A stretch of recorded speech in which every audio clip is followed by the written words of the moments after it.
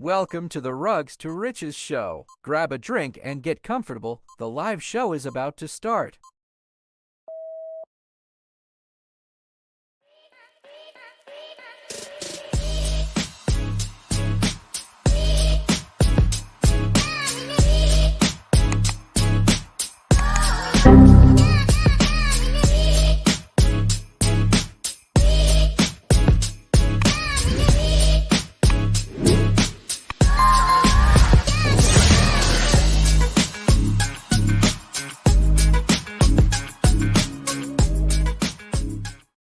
What is going on, everybody? Welcome back to the show.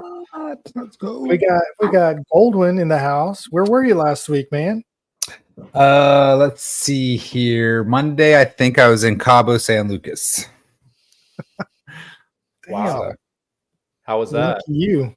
It was pretty awesome. We went zip lining, and they did not put in the description that you should be a world athlete to climb up to where we had to zip line. So it was a little rough, not gonna lie. I think it was about 98 degrees. Oh my God. Yeah, So it was a What little did you rough. have to climb up? Like a tower, or was it a mountain, or what? It was a mountain. So they take you to like the first zip line. So they take you in this little truck up to the first zip line, then you zip dive down, but then you have to like transverse the mountain to get to the next one, and then you zip line across that. And then we had like one of those rope bridges, or you know what that is, where you have one rope that you walk on and then you hold the other one. Yeah. So so I mean, you're harnessed in. I'm like, if you fall, you're not really going to go anywhere. But still, when you're walking across and it's 80 feet down to the ground. Yeah. So it was It's a little nerve wracking. Yeah. And then the last climb to the last zip line, it took us 25 minutes to walk up the incline. We had 2 water stops. So we had 2 break stations before we got to it. But then that was a little over 4,000 feet zip line. I could see Golan walking to the top with his harness, and he's like, "Oh my God, is this over yet?" Oh, another one. We got another mountain up ahead. Yeah. It's for 30 seconds downhill, in a 2-hour climb, right? So, Yeah. no, So it was funny because we got to the second to last zip line, right? And that was pretty rough to get there because we had to do the bridge thing, and then we had to climb a rock, like rock climbing, to get up and then walk up. And then we did a zip line while we were waiting there. They're all like, "Oh, do you see that? Do you see that building up there?" And we're like, "Yeah." They're like, "That's where we got to walk to next." And we just thought he was like kidding, right? Because it looks way the fuck up there. Like, right? We're like, "Whatever, dude." And he's all, so we zip line across, and the guy's like, "Tick, tick, tick, tick. All right, whoever's ready, start following me." We did. Super in shape. They probably do like 2 my tours God. a day. They're probably like, "All right, Oh yeah. thanks Yeah. guys. All right." I think they do. 7 days a week. I think they do 3. Yeah, I think we were the 3? second tour. I think they do 3. Yeah, I think we were the second tour of the day. Wow. So, but the last, like I said, the last zip line was cool. They call it Superman, and you lay down, so you're not like upright. You have like a vest that holds you, So and you're it was going literally like this. yeah, you're going like Superman, and it's 4,000 feet across this this ravine. It was pretty cool. You start hearing tearing. All right. That'd be So nerve. well, it was funny because they had, depending on your weight is how they positioned your arms and legs to make you more aerodynamic or to slow you down or whatever. Mira, Americano, extra. Yeah. Well, that was funny because they weigh you. And so when they weighed me before I got on the bus, he's like, "Oi." I was like, Jesus, man. And then at the end of the zip line, they got to pick you up because you're basically laying flat and you're strapped in like a mummy. So they got to pick you up, and they're like, "Oi." So I started laughing. All right, he's got to work for it. Yeah, it was funny, but it was a good time. I mean, I was winded on that last leg, but after we got back to the boat and stuff, I didn't feel any, like my legs weren't killing me the next day, so I felt like it was pretty good. Did you take your boat down there? Is No, that we took a cruise. We took a cruise there. okay, that's still awesome though. That's pretty sick. Yeah, so we flew to Long Beach, California. We stayed there for I think 4 days before the cruise, which was like a mini vacation, Mhm. and then got on the boat for 6 days. So That's nice. Dude, yeah, what a it was a good time. blast. It was It's a a good good time. summer so far, it sounds like. So But yeah, what y'all we got some big news. Well, what's going on everyone in the chat tonight? How's everyone doing? How's everyone going? thanks for joining us, Aaron. I like 186 there being displayed. That's the first flameling that we ever bought. Oh, So, really? That's cool. yeah, Aaron won it on one of our first ever giveaways, I think. Yeah, 186, right? Yeah, that's Flameling 186 being proudly displayed. Nice. So, what's going on in the news? Actually, we've got some big news going on right now. Yeah. So, definitely. ladies and gentlemen, we, the Rugs to Riches show, have partnered with a couple other people, and we came up with a project called DeFi Daily News. Ta-da! I don't know. I don't have Hey, a. sound mixer. I hope that's not an indication of what's going to happen. Roman. Boom! Welcome to DeFi Daily News. Your Woo! one-stop shop. Let me get in here. Yeah, look at that. So, It's so nice, guys. It gives you the news in the future. Check the top right. We're already telling you. yeah, that's one thing we got to fix. I think it's set to like UTC time or something like that. Yeah, it's your European partners, you know, how they're always in the future and stuff. But yeah, man, tell us some more about DeFi Daily. This looks pretty sick. Loving the color scheme. Look at this. We got crypto news, world news. I was talking to Goldwyn, and I'm telling him, I'm like, hey man, we should create a news website for crypto. There's thousands of those already, but they're only crypto. And I'm like, I want a one-stop shop where I can go and get my, stock market news, my fitness news, health and fitness, world news, sports. And so we decided to make our own website, and we decided to come out with a DeFi Daily News. So I'm not sure if you guys like white or dark, but we can go dark mode. Nice. Light mode's your choice. But yeah, so I got the ticker with the stock market. Scroll down, trending news articles. When you click that fitness page, does it just take you to Zach's buff channel? Hey, that's a good idea. My burpee videos. That's right. right. So yeah, we got cryptocurrency, and it breaks it down by Bitcoin, Ethereum, and altcoins, and a new coin that we'll talk about later on. Then we go to the next one. It's called the DeFi category. We got NFTs, Metaverse, Web3. Finance, we got business finance and personal finance.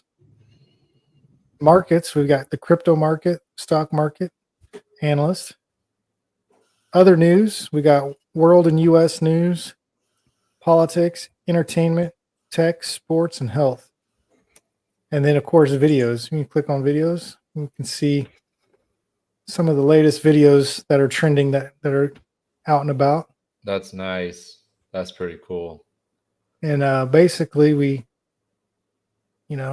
anything that's related to what we're geared for this news station, it's going to pop up on here. And then Zach, your channel is actually added on here too. That's awesome, man. Yeah, I can't Any wait. new content that you put out, it'll upload it to here. See, like what you got. We got and all things EVM. Yep. That's so cool, man. Yeah, actually today, I was able to go ahead and pull up some really cool articles from the website. If you want to share my screen, I can go ahead and jump in some pretty cool articles. Yeah, let's do it. Can you see my screen all right? Yep, I can see it just fine. What we got going on? Nice, man. So yeah, this is one interesting article that came up on the news here on DeFi Daily. So Skybridge Capital implements an exit restriction for clients as cryptocurrency values surge. So right, there's this capital management broker, right? And they're helping people get involved in that investment space when it comes to crypto.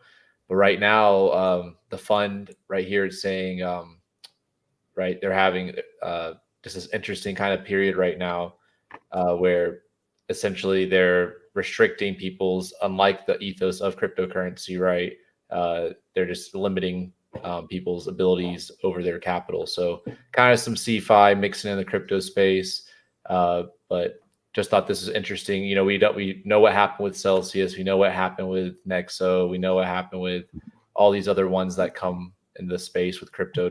So I think it's great to people to be involved in crypto, but you definitely want to do it the right way, not just taking someone else's hand. Sure. Skybridge is what's that guy's name? Papernani or something like that? Sacramucci right here. Sacramucci? Yeah. It's Anthony Sacramucci, the enterprise investor of Skybridge. Wasn't that guy like governor of New York or something? That's Sacramucci guy? Is that the same one? Let's see. I think so. Yep, that must be. Yeah. He's an American financier who briefly serves as the White House director. So, guys, we're just like him, guys. He's just like us. He's now in crypto, right? So that's pretty crazy. I forgot that. Yes, good call, Goldwyn. He's the director of communications. But like you said, wasn't he something else for New York or something?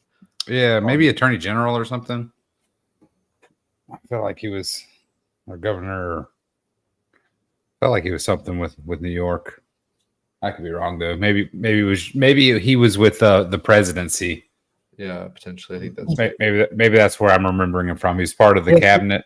He was the White House press secretary. Yeah, that's probably where I'm remembering from. Liaison of international affairs. Cool. So I'll just go quickly through those. While you're right there, why don't you go ahead and share that article on your Twitter? You can right there. It says share. Straight right down. Right here on X. Nope, down. Nope, that's taking me. Share on Twitter. Yeah. There you go. You can share that on Twitter, on Facebook, or Telegram. I say Anthony's just like me. Can't spell. So we are totally open for suggestions. If you guys have any thoughts or suggestions on how to make this news website better for everyone, drop them in the comments. Reach out to us on Telegram or Twitter because we are very integrated with this project, and we are excited about it, and we're hoping it benefits everyone. It's totally free for everyone.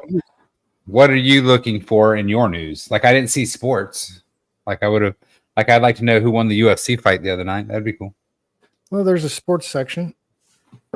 Let's go to other news. Maybe make sports maybe one of the top ones. I'm not sure. Maybe put go to other news. Yeah, I was just saying maybe put sports as the top bar and have markets underneath finance tab or something. Like these three maybe go under finance. Okay. I don't know. Just a suggestion. Work in progress. Yeah. So they're gonna launch an app too, right? Isn't that what I heard? Yes. So right now it's just on the website or just online, so you can do it from your phone if you wanted to, if you don't have a computer. But we are planning on launching an app on Android and Apple, and it basically is going to be all the news stories right there in your phone, and you'll get notifications of the newest trending stories, breaking news, things like that. So can you implement Medium articles as well at B2B links potentially? Like yeah, I can do that. That's great. Yeah, if it's paid Medium articles, then I'm not sure, but like the free stuff, like Elephant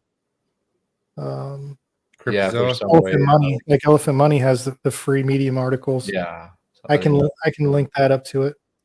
Damn. Speaking of Elephant Money, what the hell? I came back and Trunk was over $1. Yeah, it's wild times, man. That's also a huge thing we can jump into. Yeah, that's bananas. I didn't mean to submarinas, but I was like, what? I guess I owe I think I had a bet with SK. I think I owe him a million elephant. Speaking of bets, look at that right there. We're right there on the DeFi Daily News. Look at that. Look at that. Right. We already got 6 views. That's awesome. It's cool. Hey, that here was because, like you mentioned, if you missed last week's episode with Bailey Bets, right, you can check, you'll get notified here and you'll see it in the feed. So this was a really great conversation discussing the TGC token. That's correct, right? Not TCG. Yeah. TGC. Yeah, and that was a good show. I watched it on my flight from Long Beach to Dallas. It was a good show. Cool. We were thinking about doing some live gambling on the show tonight, but we'll probably have to postpone that till next week. Yeah, we'll get to there. We'll get them. Or we can do another poker game soon. Maybe we can put it on the calendar so everyone can know. That'd be cool. Yeah, and man, we can talk about Trump too, and that's kind of also what the next story is about here. I mean, first of all, it's all what in the world? Wow, right? Speechless. Just we're living in a crazy timeline. Like I'm speechless. There's no words to describe. Yeah. Wow. Divine intervention. Right now could be very, very different day. We'd be talking very differently right now. Like we could be all out civil war going on. Yeah, like who knows what? Who even can fathom? You know, dude, there's some crazy conspiracy theories out there, and they sound like they could be legit. And so, I mean, when this shit happens, it always brings up stuff like, right? So I'm seeing stuff about the JFK assassination now, about how they're like, here's the guy that shot him, and it was his Secret Service guy that literally was on the back of his car. Yeah, they're like, it's right here. Like, how did everybody miss this? And they're trying to zoom in on some grainy ass footage. What's crazy about today is, right, it's not 1969 or, and where everyone has a smartphone. I'm sure you guys have seen some of these spectator videos. It clearly lets you be able to make your own mind up about situations, and there's less fog of war. So it is incredible. Like, just like you mentioned, these conspiracy theories, or incompetency, one or the other. It's just, it's a blessing that he's alive, and that, it seems that, the world would be better for it. Maybe we'll come more peacefully together. We'll see. We'll see what happens. I mean, if you look at the picture on the screen that I just put, I mean, he would have, boom. That's a kill shot right there. But he just turned his head. Yeah, I saw that. That's incredible. That's crazy. Of course, we got some new news right here, but some of the conspiracy theories that are going on is they had 7 minutes that they were watching the guy on the roof. Wow. And they didn't shoot him or pull Donald Trump off the stage or anything for those full 7 minutes before he took a shot. That's unbelievable. Yeah, that's pretty crazy. Like, I think one of the videos I saw today was, people were literally filming the guy. They're like, he's right there on the roof. Like, what the hell are y'all doing? Let me find the video. We need to find that woman in the white shirt. It is right here. We gotta find her. I don't know if you can see it. 7 minutes and 21 seconds. Wow. They're sitting there watching the guy. Well, no, I think that was beforehand. Like, it was 7 minutes before. They're like, he's standing there, not that they were standing there watching him on the roof. They were already there. That was their position. Which, how the hell are you there? How the hell? The can of worms is open. How the hell is a roof 120 meters from where the president is not secure? I could shoot a target from 120 meters. Like, I'm not saying I'm shooting the president, so don't shadow ban me. No, it's just super crazy that they're so, it's unbelievable. So close. Look, you can see the bullet going through with the humidity. I don't know if you can see the screen or not. Yeah, I see the little line there. Yeah, that's incredible. That's crazy right there. I mean, like, just look at this, One conspiracy I heard as well is that CNN hasn't had any of Trump's rallies on live on TV or anything except for this one. Like, they wanted. I didn't hear about that. Yeah, this is. Listen, And the way he popped up and was like this, bro. Oh my gosh. It would have been better if he popped up and like with the bird, like instead of his hand. Is this what you're talking about right there? Of like, look at that, man. What a freaking. But that's incredible. That's our next president right there. I guarantee it. Yeah. That's going to go down in history. That's yeah, man. It's insane how he survived that. Like, what the heck? That's man, and so let me tell you a little story. So once it happened, 22 minutes after it happened, I saw on Deck Screener the #1 trending was Survivor. That's how I found out about this. I said, "What is Survivor token?" I click it, and it was called Trump Attack, and I was like, "What?" And then I open up a tab. Oh my gosh, what the heck's happening? And sure enough, the token, is ripping up. I think I was up like 10% or something. Boom, down minus 95% after like 3 hours after the event. Like the token's done. So I put $25 in and wrote it down to $1. I came back later. But how I was going to mention that I thought you maybe had some Trump token, not Trump token. AG, did you happen to have any on any of the chains? Because I saw across all chains, Ethereum. I have it on BNB only. Did that one particular pump? I thought I saw across all of them. They are up a little bit. I don't know relative to what. You're talking. You said trunk tokens? Trump. Oh, Trump. Oh, I think he has MAGA. Didn't you buy MAGA? Which one did you buy? Yeah, I had MAGA. I did have it. I don't have it. I actually sold it about a week and a half ago. But, of course you did. I know, yeah, right before that, right? You sell it, and then then a big news event. Yeah, no, actually, let's see. Do we have it? Let me pull up a new thing. Deck Screener. Where are you at here?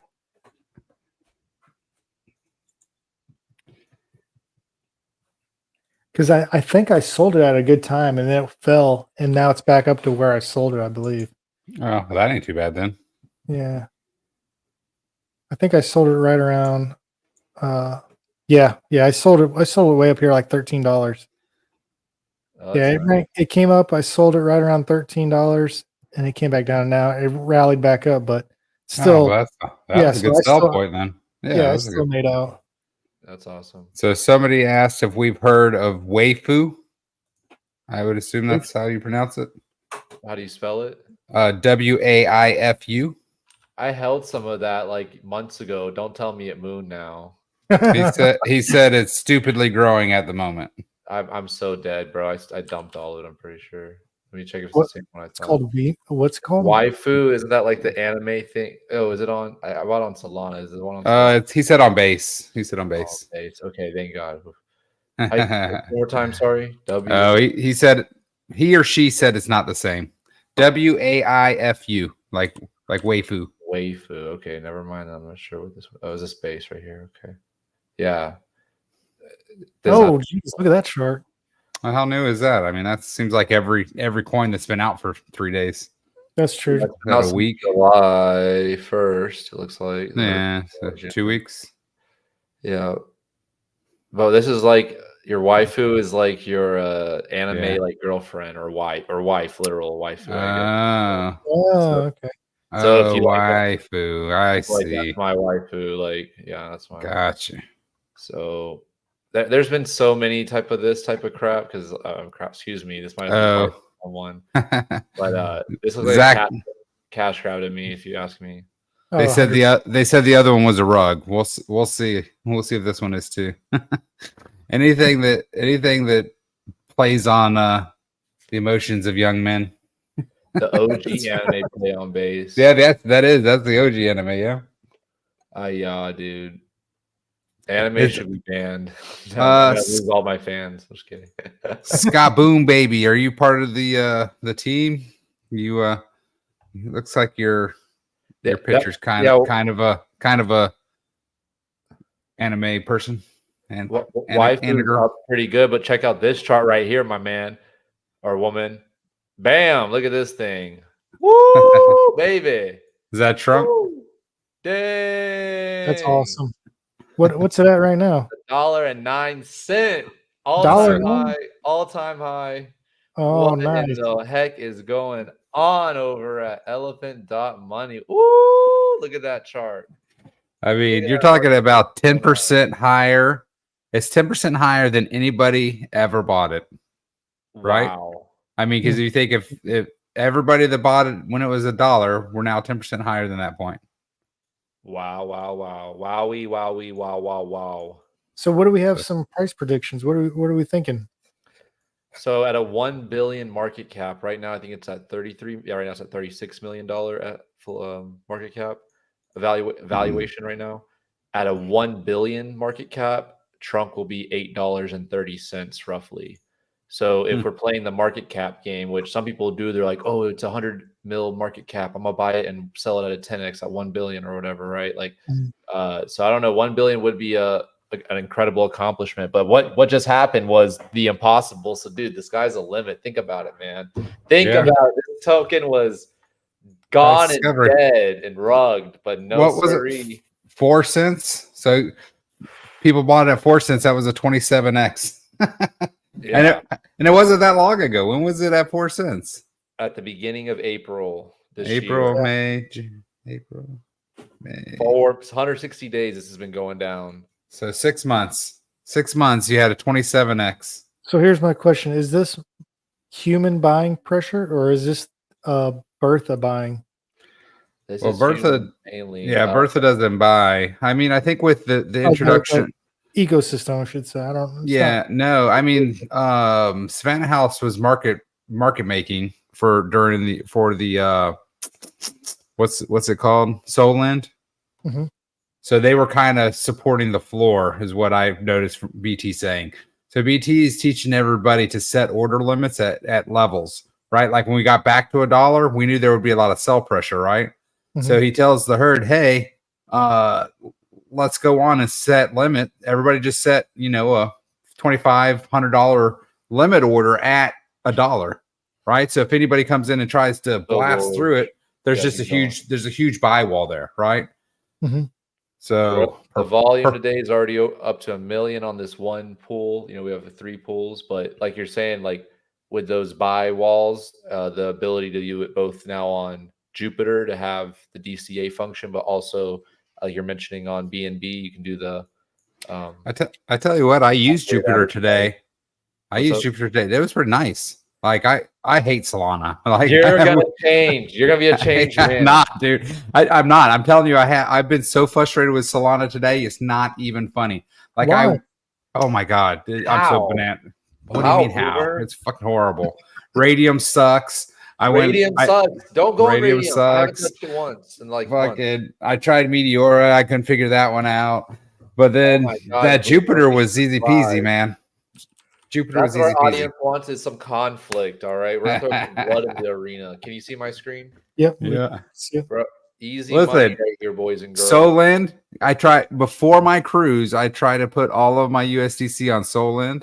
And couldn't fucking do it. I could not. I tried for 3 days. I talked to all things ETH. He's like, man, you just got to keep trying. I talked to SK. I talked about, and pay me money. This is why you go to free help. You get free advice. All right, you got to go to where you get your bang for your buck. I can't afford your McDonald's. You're damn right, you can't. That's why you missed out on 20 days of 180% APR. Nah, it's all right. I just bought more Trunk, and that was at 82 cents, so it was fine. It would have paid for your cruise for the next 10 years. Hey. No, just about to pull your leg, Boomer. I mean, Goldman. But check this real quick. This is a little alpha, a tiny alpha. If you buy your, I like using Phantom Wallet. Which one are you using, Chris? I mean, I don't have a dedicated Solana wallet, which is probably the problem. I've been just using SafePal, and I don't think that SafePal works real well with Solana since SafePal was designed by. Probably a big part of the problem. Okay. Yeah. So which one do you use? Sorry, Phantom. Phantom, I would recommend. Okay. It's just very good UI. It's established and everything. I think it's the best. I think it's the Rabby equivalent for Solana, in my opinion. But check this out, though. Once you're you got a little bit of Solana in the wallet, right? You need a little bit of that. You could go straight. This is how good these wallets are. I'm such a boomer for this myself, right? You can actually use the swap feature within the wallet itself. Don't need to go to Radium. Don't need to go to Meteora. But yes, they do have a little bit, of a fee. You're not going to get the best rate. So I just want to let that be out there, that it's very simple, convenient. But if you want that extra little 1% or 0.5%, if you go straight to Meteora here, I just went to the Trunk website here, came down on the Solana tab, click Meteora, right? Here we'll need to connect your Solana wallet. And then this is where you can do swap. So it defaults on deposit, but here on swap, this is where you can swap your USDC for Trunk, and this is probably where you'll get the best rate. When I compared this in Radium, doing it in the wallet, this was the best bang for your buck. Oh, that's pretty cool. So there's buying Trunk with now, that's only on Solana though. That's on Solana only, correct? If not, you'll use Pancake Swap and preferably use BUSD right now. Even if you need to do BNB to BUSD, do that transaction first, and then use that, because that's also gonna trigger the flywheel. So do the BUSD pools? USD is what we need to be buying from on the Pancake Swap side. Then we need to do the portal bridge. Right now, that's also been a big bottleneck. This portal, like we were talking about, anything when it comes to multiple steps or a new technology like using bridging, right? There's going to be a learning curve. And so I'm about to release a new video. I just bridged over 12,900 Trunk, from BNB over to Solana, and I went ahead and used the Solon. So stay tuned for that video. Should be coming maybe tonight or tomorrow. But anyway, the thing with Solon, with Portal Bridge, right? We want to buy that BUSD Trunk, send it over Portal Bridge, and then go to Solon. You can stake it, borrow USDC if you're interested, or if you want to take profit or etc. There's different stuff you can do. But this same thing with Solon. I was going to show you this real quick, Goldwyn, and then we can keep moving forward. Just if you're here on the Solon page, right, you'll connect your Phantom wallet. So let me just disconnect mine real quick. Right, this is the default view. It looks like wallet, right? I'll select Phantom wallet, and then I would need just a little bit of Solana in my wallet, at least $2, I would say, for gas fees. It costs sometimes 50 cents, sometimes 10 cents, just depends. Sometimes not even 1 penny, but just depending on if you're doing, transferring tokens, etc. But once you have your USDC here, once you have that $2 of Solana or more, right, I'll just click that USDC down here, click supply, right, max. And right now the supply APR is 153% APR. That's APR, not APY. So this is almost on par with futures right now, without the need to do $200 every 10 days, 12 days, 15 days, right? You don't have to play that game. You can literally set it, let it sit here, and it's going to compound automatically. Like right now, the APY is 334%, and that's liquid. He's really made this the best savings account. And like you were mentioning there, I believe Savannah House is a market making in such a way that you'll always be liquid, unless a huge run on the bank, which always could happen. I see right here, I think they have a setting right here. Max outflow is $2 million per 4 hours. So theoretically, right, if all the remaining USDC here is borrowed, right, everyone just loves Trunk. Everyone's like, give me all that USDC, right? Then, you might not be able to easily withdraw that USDC, say you had an emergency, etc.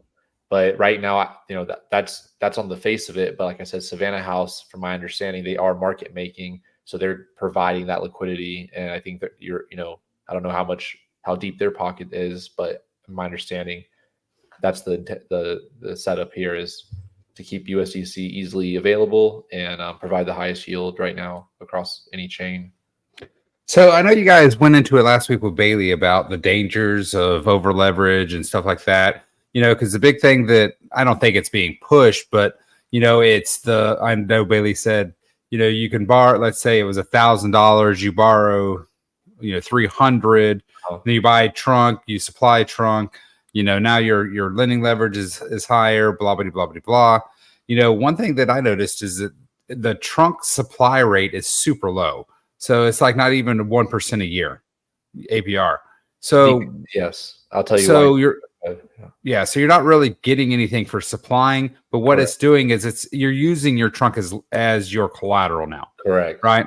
So one thing you guys want to keep in mind is if you put your Trunk up for collateral and then borrow against it, you have a big difference in your borrow rates versus your lending rates. You want to put some of that USDC back in as collateral to help offset your pay. Does that make sense? Like your borrowing rates versus your lending rate. So, like, let's say you borrow $1,000 USDC. Okay. Sure. My suggestion: don't buy $1,000 worth of trunk. Supply 500 of that USDC back. So now you're supplying USDC as well, and now you're getting that higher rate. That's going to counteract your borrowing rates, right? And now you can buy $500 worth of trunk for that leverage, right? That ratcheting up effect that you're talking about. Wow. And also, if you ever get to a point where you're like, shit, I'm a little over leveraged or whatever, you don't have to sell that $500 of trunk because you have that $500 USC in the backup. You can always unsupply that and pay your loan down with it. So that's an interesting strategy. I want to think more about. I know what you're talking about. I have heard a lot of people use that similar thing. But like you're saying, you're being a little bit more conservative, but you're not, over leveraging that borrowed USDC. Here's what I would do is, and this is what I tried to do before my cruise, but I couldn't lend.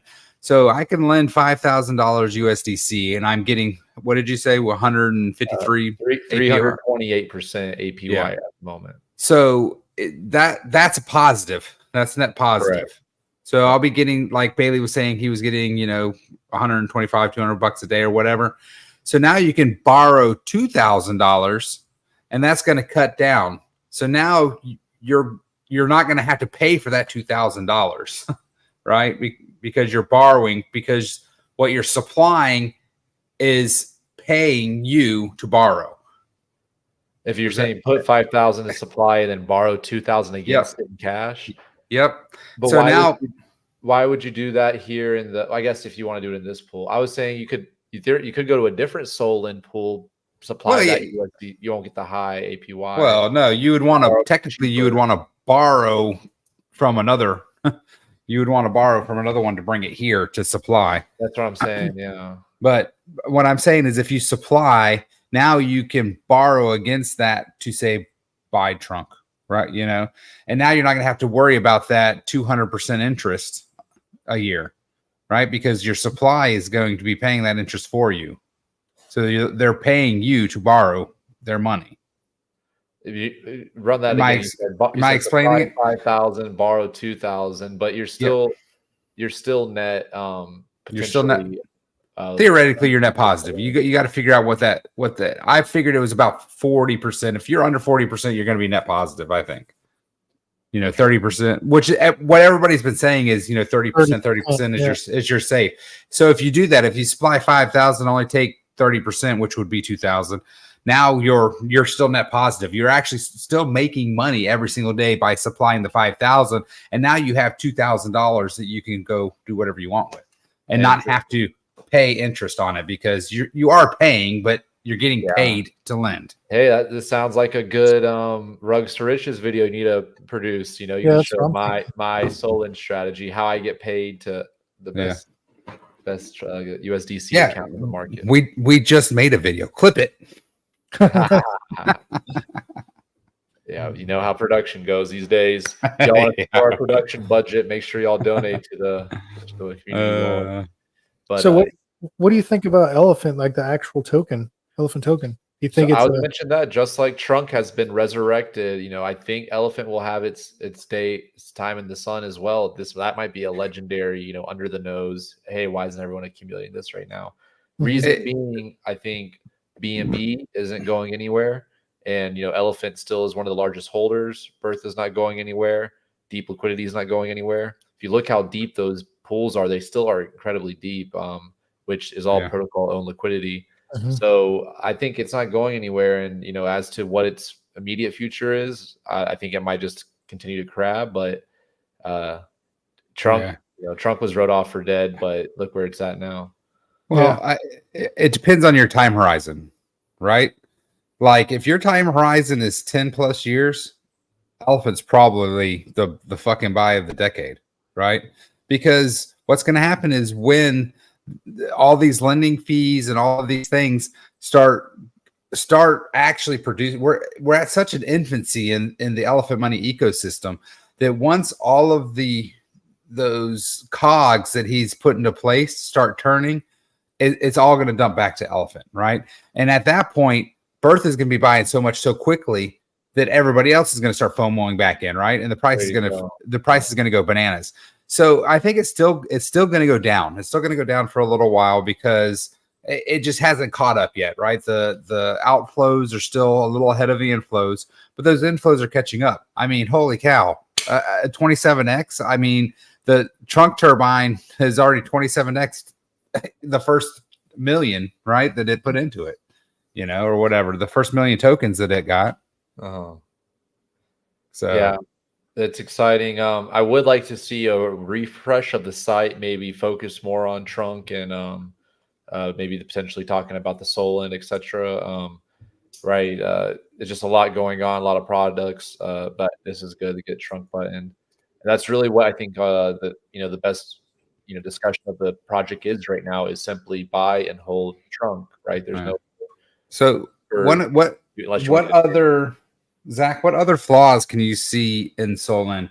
Because one of the conspiracy theories I read was, once we get closer and closer to liquidation, people have to pay to liquidate other people.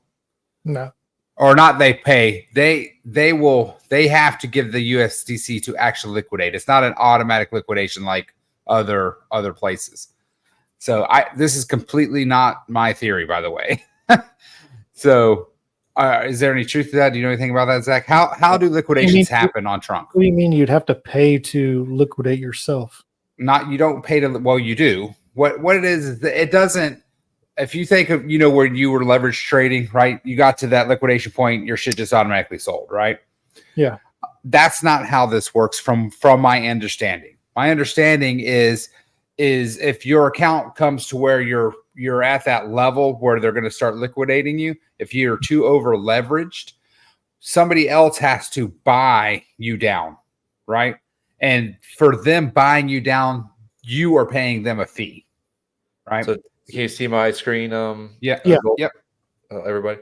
So yeah, if you click obligations here, this will show you everyone who's taken out a position, right? Supplied, borrowed, etc. So right, the number one here is someone who supplied $8 million and they've borrowed $4 million worth of USDC. That's probably Savannah House. Yeah, that makes sense. But if I go to this next page here, we can see this guy has a little bit higher of a liquidation bar. So the closer you fill this up is a bad thing, right? You don't want this to fill up because that's when it'll trigger liquidation. But can you filter it by that? Where it'll show you the highest? Yeah, if you click health, actually, yeah, right here. So let's see. This is the most unhealthiest position at the time. So this guy is at, let's see, he's at 80% of his borrow limit, which is 60% of his total supply. Yeah. So he's put in 290 grand. He's borrowing 170 grand. And so if I click this wallet, so right here, I can liquidate the position, right? I'll get trunk, but I'll have to pay USDC. Actually, I can get either. Maybe how does that work? I want to make sense to get USDC. Maybe you get a bonus, I think, as well. I got to look into the docs some more.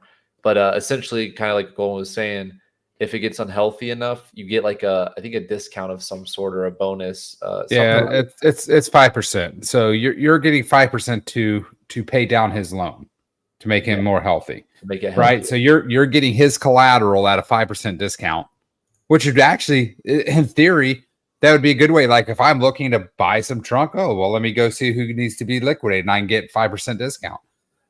As long as trunk. Now you're mentioning that, is this the best way to buy trunk? Just go here because you can partially liquidate too. You don't have to do the max, so you can pay off people's debts and get a bonus for doing so. It's kind of like you're getting to be the people don't pay their credit card bills and goes to collections and then they sell it to a different collections. They sell it to, right? You're basically being a collections agency and collecting people's debt. So what the theory was is as long as trunk is going up, there's no problems, right? But what happens when, like this guy, If Trump was to drop to 90 cents, this guy would be in liquidation, right? Yeah. Now I don't know what kind of stop gaps are set up. Like I did see that BT was really trying to teach people to set limit orders, right? That way, if it does come crashing down, it's got to go through all that buy wall, right? So he's trying to teach the herd, hey, if we always have a giant buy wall, we'll never crash through, you know. But at some point, what if, right? What if we crash through that? Leverage is introduced into a market, right? Right.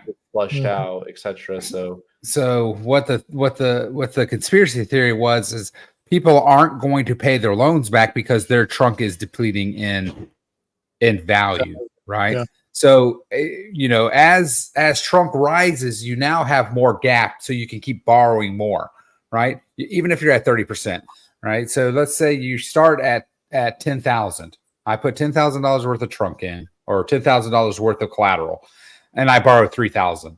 Well, if my trunk goes up to 20,000, now I'm only borrowing 15%. Correct. Yep. So I borrow another 3,000 to put me back up to that 30%. Well, if trunk now cuts in half, now I'm at 60%, right? So if people are paying attention to their leverage, like I've had to deal with this with, I use Aave, right? And Venus.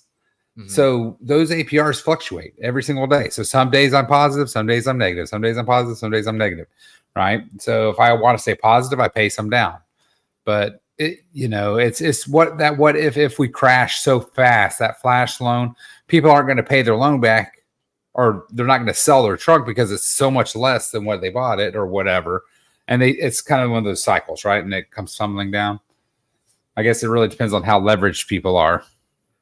Yeah, but I think, like you said, it's going to be an interesting thing to see, depending on if, in fact, there is unhealthy debt that somehow. Yeah. So on a good note, though, because the system doesn't auto liquidate and sell on the chart. Yeah, that's good. Then there's not the cascading of liquidations. The mass. Right. So if the first one gets liquidated, if flash crashes, which liquidates the next 10 accounts, which flash crashes. Mm-hmm. Where this is, somebody has to actually go in and buy that debt down, and they said that people won't do that, so it'll eventually, I don't know, kill itself somehow. I didn't quite understand it when it got to that point, but hopefully it doesn't. But so if you're ever looking for a little 5% discount, you can always go check the liquidations page. Oh yeah, man, because I'm looking right here. There actually are some accounts that are eligible. Right here, these guys just have very little money. They have $16 worth of USDC supply. They borrow $13 of trunk. So that's probably just people testing, right? Yeah, exactly. Or it's just some degens like, I got $16 left. I'm all max. I'm all in. Give me that 13 trunk. And actually, I just used my trunk position to pay off my Venus position, because I had, when it was 20 cents, I took out a like a $3,000 loan and bought a shit ton of trunk. So I sold that and paid off my Venus. Got that extra USD. I borrowed USDC at 6%, and now I'm going to go loan it on Solana. You banker, you look at you, Anthony. I'm learning. You finance tier, God. Trump is going to be proud. I make Trump proud. So I want to look more into the liquidations, like you're saying about getting the discount and the bonus, because I'm looking here. Yeah, I mean, do you have any money? Let's see if you could buy that dude $16 loan. Let me read it through. We'll repay 20% of your loans by selling the equivalent amount in collateral. All right, I'm already lost. So right now I got to write it all down on a chart. I don't have any USDC here. I could borrow some USDC. Maybe that's something we can figure out for next show. Yeah, maybe that'll be a topic. Because I did have a question. How to get free money? Yeah. Because I mean that was one of their conspiracy theories was, because the value of trunk is going to go right here for you. Trunk at $1.14. Sheesh. What? Dang! It's gone up 5 cents since we started talking. Yes, sir. That's bananas. That's a lot of money. That's like, Shit, I that is made crazy. thousands of dollars since the start of our podcast. Let's go. Hey, Let me go take a look. Zach, I had another question. I did underquite. I saw it today too. And AG, you might answer too, but probably not. Anyway, so Says it's $1 on mine. the new thing is drain the BUSD pool. We can never drain it, but we're just saying put BUSD in to take that trunk out. Is that what the? It's because the pool is the deepest, and therefore it's the most difficult to raise its price, right? So yeah, that's why. And this fact that BUSD is no longer, it's fallen from good grace. I don't know if you guys saw, it got declared by the SEC. It's not a security. I saw like a random headline. Let me pull that up again. Let's see. Yeah, why? But what I was saying is because of all of that it's the sales of USD did not come to security 4 days ago. So then USDC is going to come back, or BUSD is going to come back. But Binance killed it, right?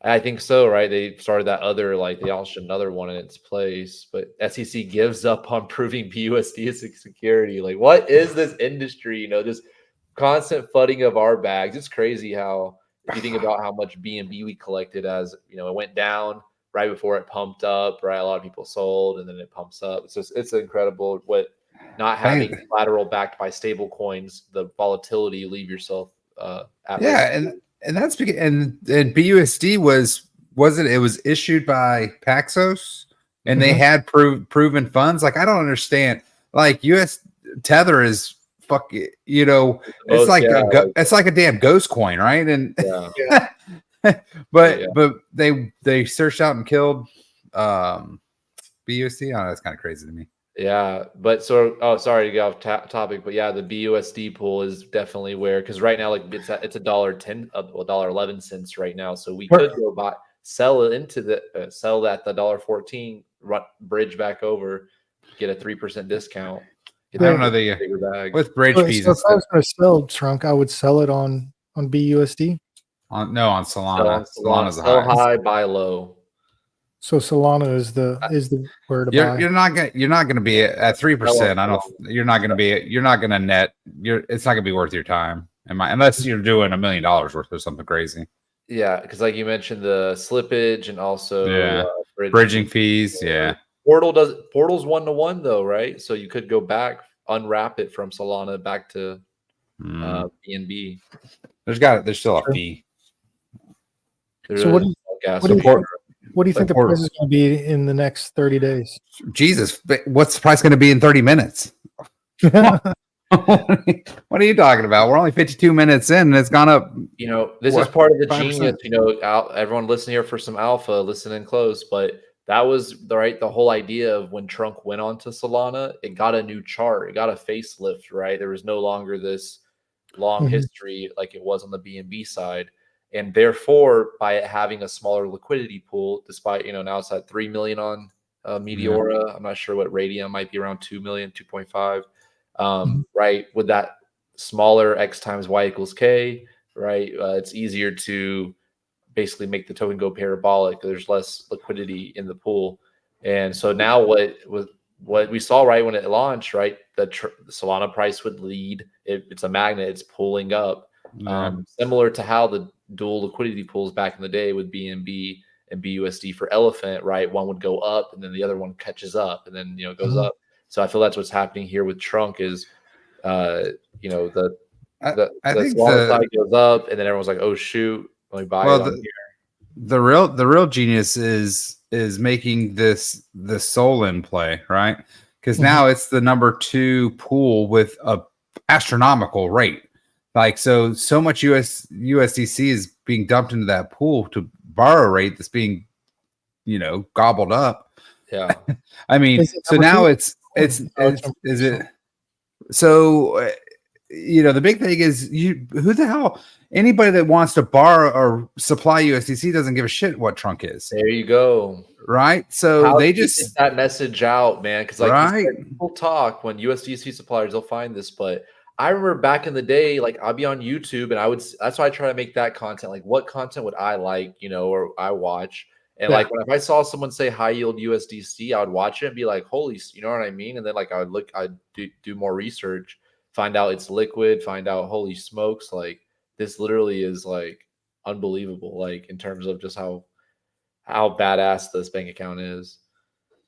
You got to have a little bit of crypto knowledge, right? There's a lot of people who still think, oh, this is a scam. Oh, you can't take it out. Oh, you know, what is USDC? Oh, what is like, you know what I mean? So there's this huge like comprehension of needing to know and community understanding this elephant money community, etc. Zach, why don't you write yourself an article about how to do this and post it on DeFi Daily News? Hey, I was thinking actually, you know, I promised Patrick from CryptoZoa a long time ago I'd enter one for the Medium, but I need to do it for DeFi Daily as well. So maybe I'll have it for both. And yeah, because definitely, like you mentioned, and I know he's mentioned before as well, I think he gets thousands of views, right? People click an article much quicker than watching a 5-minute YouTube video, etc. Like, print is not dead online, supposedly. I don't know. I don't follow all that.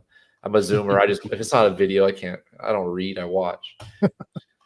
But no, I'm just playing. But it's incredible, man. I'm excited because we'll see what happens. But I would like to make videos like how I pay my rent using, you know, this exact thing, right? I can put like, you know, put $20,000 in here. I'm making roughly like $2,500 a month. Like, you know, I could take that out on my Juno, show me paying on my, you know, online, you know, what's it called? The like payment center for your rent. So stuff like that, just to really show people that like this is real and like this is what the promised land of DeFi was always about. Like these permissionless markets worldwide, doesn't matter who you are, where you're at, make some money. But yeah, any other thoughts, comments? I can jump over to some more news articles. I got just some other funny ones. You know, we got MAGA, like we were talking about. Well, you know, I'm actually going to see Trump in a few days because I'm going to the Bitcoin conference. Yeah, I saw he confirmed that he still will be speaking at the conference. Oh, he is going. That was confirmed. That's pretty crazy. Man, I don't think I'm going to be able to make it, dude. I'm going to take a selfie with him. I'll be like, Trump. I'll be like, trunk by elephant. He's like, I'm a trunk holder. I'm like, let's go. I'm like, buy trunk and fix the U.S. economy. I might go. I don't know. I have to sell some trumpet, or not trumpet, but trunk to pay for my trip if I decide to go.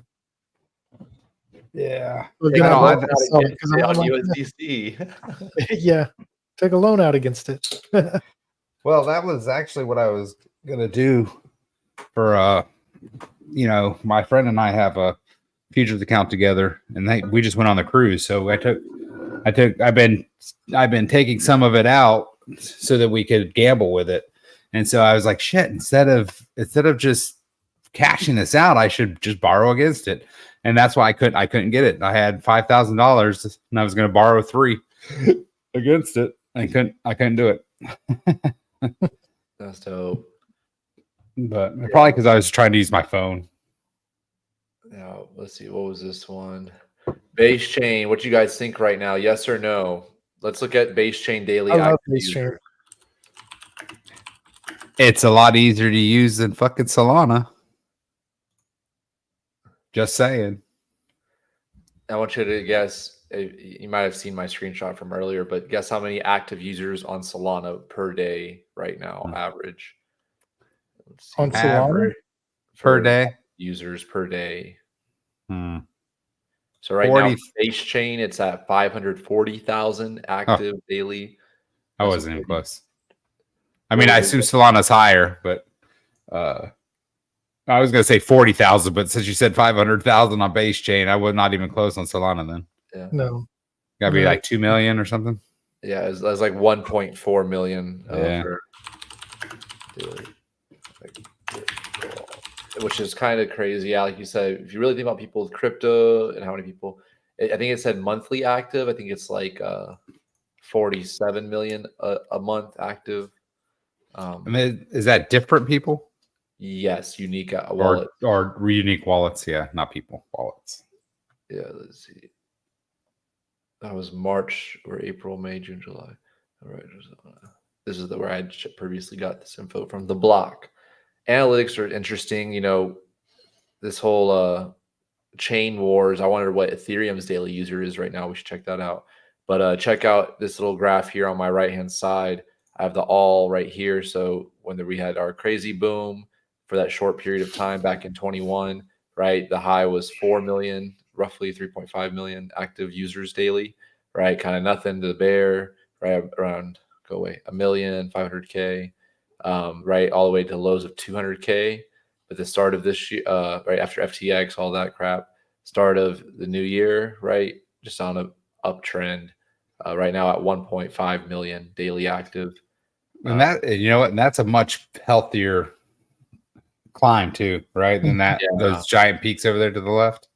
Yeah, I think this all is driven by the meme cycle, you know, all these people coming over and FOMO in onto just the BS. And right now, last I heard from BT, I think it was the 21,000 new tokens are launched per day on Solana blockchain. So crazy. 21,000 a day? Correct. Yeah. Yeah, because they're just all carbon copies. And it only costs a little bit money to launch the liquidity pool, and then like those token minters, like you can get a couple of, like, it's not that expensive of a gas fee. But yeah, so Solana looks like they're having a lot of success. Let me see the 30-day for base. Let's see if it'll show. I'm not sure here. Active weekly, so per week 2.6, monthly 9.4. So I think monthly here was 40 million. Let me go back to it. Hey, listen, on a good note, I saw a tweet or something from Crypto Slow that said BNB's fixing to break all-time high again. So BNB is? That's what he said.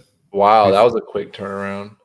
I mean, it's not. It's still down, but he said it's coming. So hey, are you gonna take a long out on BNB? If you're a BNB, I have a long. I have I think. Let's go.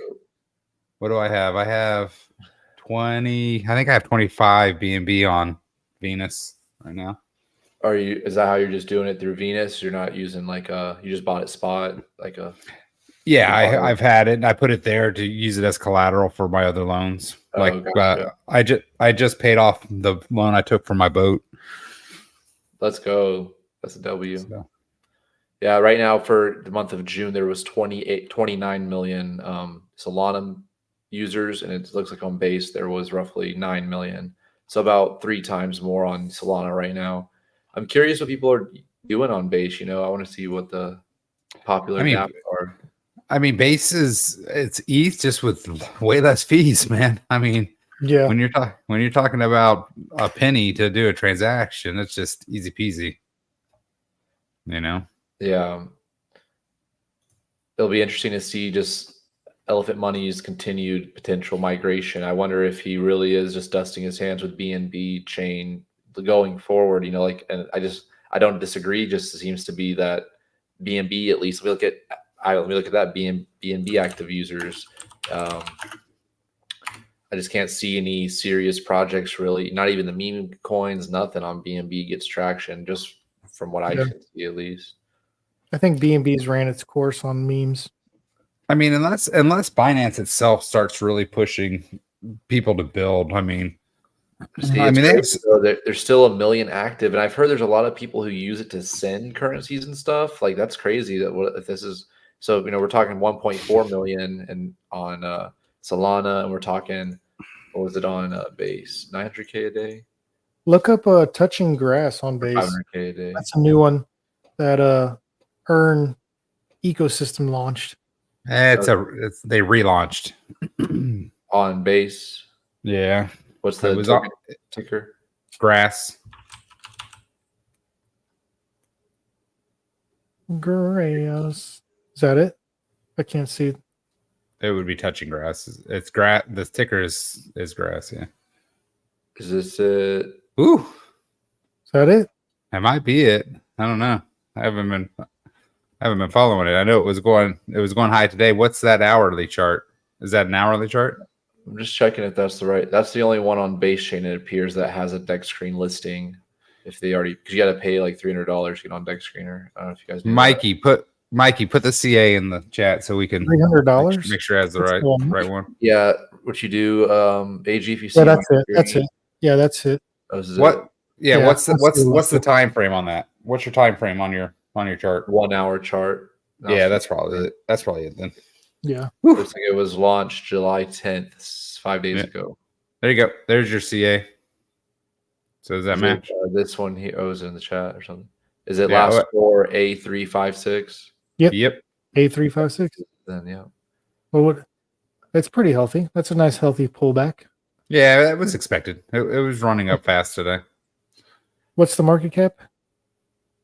It is at $150,000 market cap. Nice. Touch grass. I like this. That's logo. a good logo, man. Huh? I can That feel is it, right? Can you like? It's very tactile picture. The logo. Oh, it's cool. It's the base logo, but with grass in the middle. There you go. So I wasn't a part of this meme, like this touching grass meme. That when did this take off? 2 years ago, maybe. I wonder how old it is now, but I think did it come from crypto when people are like getting wrecked in their portfolio? They're like, go outside and touch grass, like go to the real world, like crypto. Yeah. So I know that the touching grass was on ETH originally, and then they moved it to BNB. Not all of it, but they had a pool in BNB. Oh, there you go. Grassy NFTs. 2019 is when it became popular. And I guess it grew up on relating to Twitter, so not necessarily crypto. So it's even predates, crypto. But it said it uses an insult. The phrase grew popularity over the next 5 years. Let's see. Criticize people who threaten others for shipping 2D characters, garnering what shipping 2D? I'm sorry, but if you're threatening real violence against people for shipping 2D characters, I need you to reevaluate your life, get it together. People are talking about go outside, touch some grass. That's disillusioned. Yeah, cool. Now it grew into a meme coin. Mm-hmm. Trying not to touch grass. That was funny.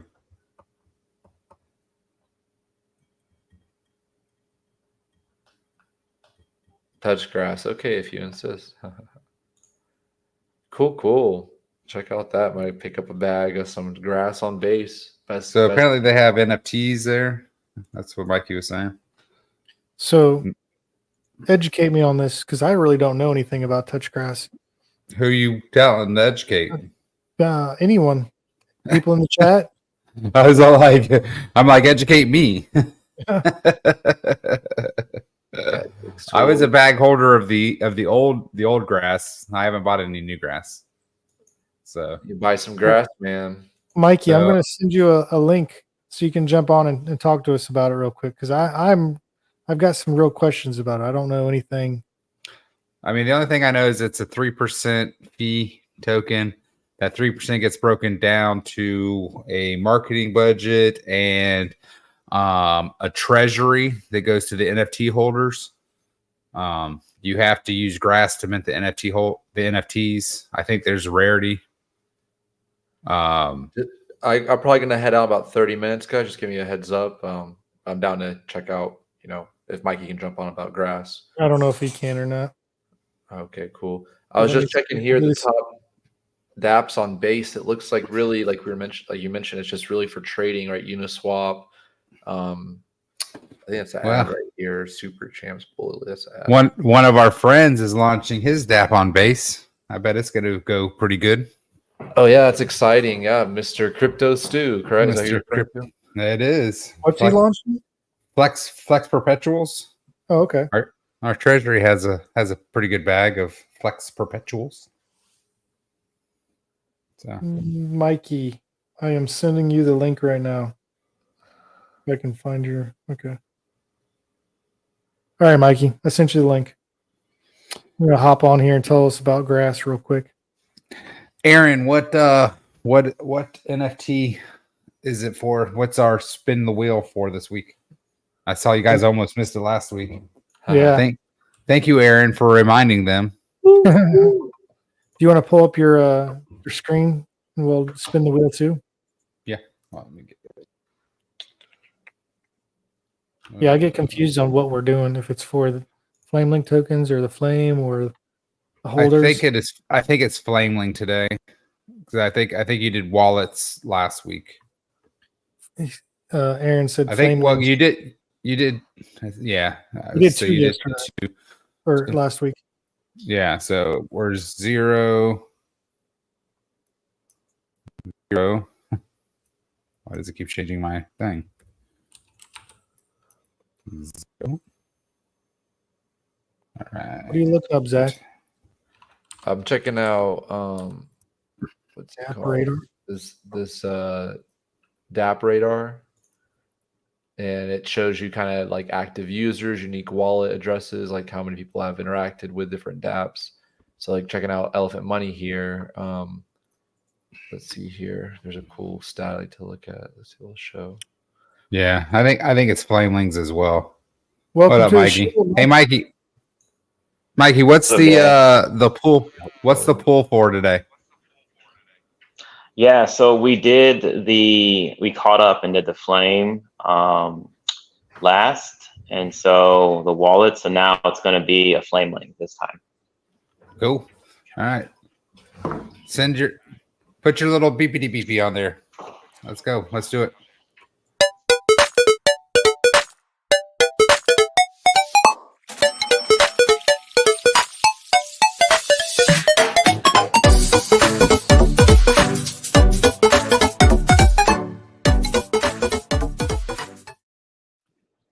Spin to win, baby.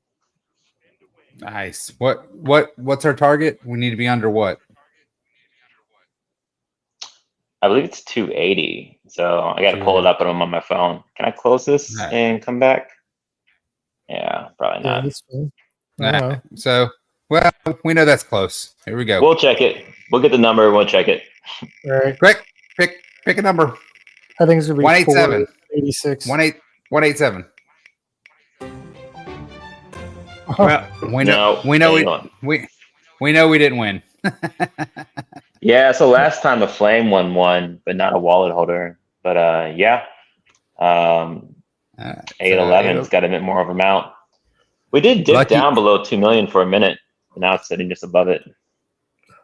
So talk to us about grass. I want to know what's going on with it. All right, we're giving you a 10-minute elevator speech. Go. Yeah, you guys looked up touch grass. Some of you guys jumped into it like months ago on ETH. We had some issues with like chain port and the bridge back and forth between that and BNB. It wasn't really a good solution for NFTs on BNB. It's just too confusing going back and forth. So we always had thought about putting it on a different chain, like one main chain. We thought about Polygon, Avalanche, but Avalanche and Polygon weren't on Magic Eden or Rarible, but they were only on OpenSea. So as time went on, we found that Base Chain gained support for Magic Eden and Rarible, and of course it's on OpenSea, which none of those platforms, which are the top NFT platforms out there, support BNB. It's just very unfortunate. So Base Chain last week announced they were doing a touch grass week, where they were basically posting photos of people being outside and just chilling. It was like all over their main account. And I'm like, this is perfect. We had talked about going to another chain. Base Chain is supported on all these other platforms. We knew we wanted to add an NFT collection where you can mint out the tokens, mint out the NFTs with the tokens. And so we announced it was going to be on Base Chain. So we launched on July 10th. There is numbers out there that determine how the vested allocation goes to the V1 holders of the BSC NFTs and the token holders. So there's going to be a snapshot on the 30th of July, and then it's going to be an airdrop on August 10th. So they get their tokens for holding on the previous chain. Once the snapshot is done, for all intents and purposes, the plots, BSC plots, and the tokens are obsolete. You're just going to be airdropped the new tokens on Base Chain. It launched at 5K. It had quite a wild run up to about 250,000 within the last like 3 to 4 days. It's having a little pullback, which I think is necessary as fast as it's going. About half of the NFTs have been minted out already, which is a lot faster than what I expected. Stinger and Elephant in the Room got purples, which is the rarest ones that are out there out of 10. Yeah, I haven't gotten one yet. But yeah, they were talking about that on the space today. That they got really lucky and got got some of the rarest NFTs out of all of them. If you go to the website and look at the NFTs, you'll see these thing called grassy NFTs. More than half has been minted out so far. I think a big reason why people are minting these things out so quickly is that we have a different model for these than what we have with the flames and the flamelings. Is that these get revenue share, and the revenue share comes from part of the taxes. So every single time there's a buy or a sell, there's taxes on this, but there's no transfer tax. And so if you hold an NFT based on the traits or how many you hold, you get more revenue share, which is coming from part of the taxes. And that accumulates in the treasury, and that's paid out monthly. First payment's going to be September 1st. In the same system, snapshot, airdrop. Very similar to liquid NFTs, which is snapshot and airdrop. It's the same model. And so, yeah, about 540 of these have been minted out of 1,000. They started out at $10 a piece. I think right now they're about like 20 or 30 bucks, or $30 a piece to mint out. And yeah, I mean, again, gold AG, so I can pull up. I'll show the NFT page. Can you see my screen? Yep. Yeah, and click on OpenSea. You can go there. All right. These are nice, dude. How'd y'all generate the art for this? This looks really cool with the grass, eyes in the grass. That's cool. Yeah, it took a few weeks. What we wanted to do is that we wanted something that was, you know, like the eyeball emoji, where it's like, look at this. But then we wanted to have something that was kind of a character, which was, we thought about like grass, like a plot of grass, but it didn't make sense. We wanted like a character. So it took a while to generate it, to match. And then roughly about a couple of weeks to put them all together. And So you have like Muppets. Yeah, Hey, kind of, right? Yeah. Hey, Mikey. Aaron asked why there's a 20% sales tax. Yeah. So when we launched, there was a 20% buy and a 20% sell. What we did, which is what we found, this is actually suggested by somebody in the community, is that we wanted to incentivize people to use an OTC platform that's anonymous. So you can actually transfer your tokens from one person to another, zero tax, right? So we thought about how do we incentivize people to utilize an OTC platform to transfer to each other instead of just dumping on the chart. And so what we found is best actually is to launch it because it's a fair launch.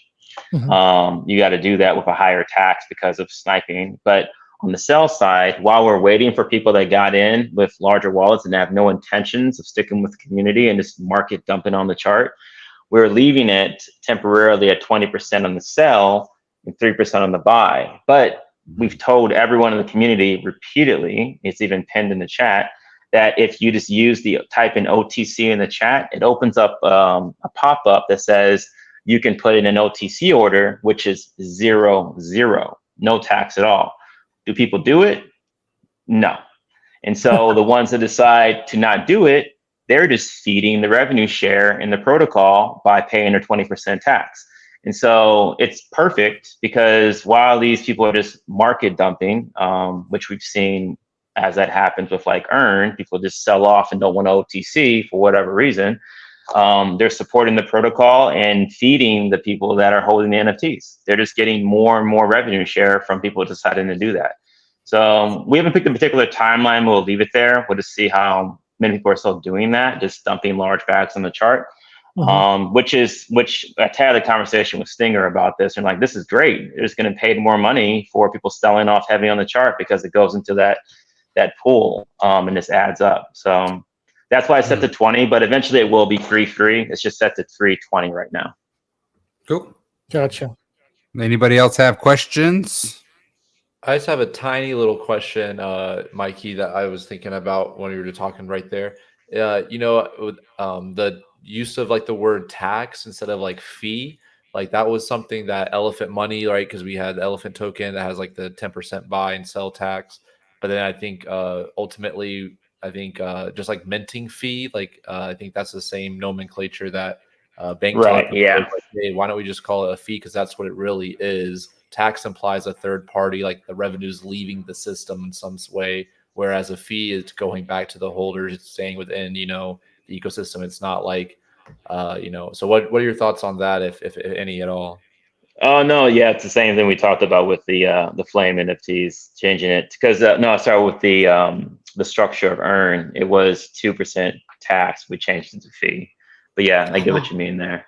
Yeah. Yeah, just a little. Whose suggestion was that? Yeah. But yeah, 320, but eventually it'll be 3.3. And then as there's buys and sells on the market, it's just going to keep feeding, you know, the ecosystem. Now, if people decide to do the transfers, that'd be 0-0. But we're trying to incentivize people to do that because we ran into an issue with that with Earn. We've seen characters actually that would just market sell on the chart instead of taking the offer of OTC deals, which just causes cascading sell off. So it's like with Earn, there's no way to incentivize people. They don't care about paying a 2% fee on selling everything they got and just, you know, selling off from the chart. They'll just do it. But if you make that a 20% fee, they might think about it. And even if they don't think about it, they're still helping the protocol by that fee going to the NFT holders into like marketing. So it's a win-win if they do it or don't do it. So it just works essentially. And you're thinking about not keeping that 20% though? No, we're not going to keep it because we want to make it so we have more volume on there, but we're just keeping it temporarily while people that pretty much like trust me or know about me get into the protocol and get into a top position, because it scares a lot of people off, and that's by design. We don't want people to get in that are just getting to swing it. We want people to get in that are getting in to hold it. And so what it's doing is that the 20% sell is making people second guess getting into the protocol, which I want, because I don't want people to get in that don't plan on holding and don't know anything about it or researched it. So people are like, well, they're not going to get these new people in to buy in if you keep it there. I was like, that's the whole point. I want the people that have short-term vision to sell out, and the people actually that want to get into it to get in, DCA in, and take their time into it. So that's why it's set up the way it is. Yeah. Exciting times, man. Yeah. Base seems to be, you know, it has more active users now than even Ethereum. So yeah, the winds are definitely changing in the blockchain space. It's exciting. Yeah. So now I had grass. I think it was on B&B side. Yeah, so we'll do a snapshot, and then you're just going to get an airdrop on the 10th. It's going to be vested. I have no idea what the BNB, the base chain part's going to be, but everyone that holds plots on BSC, everyone that has grass on ETH or BNB is going to be airdrop tokens.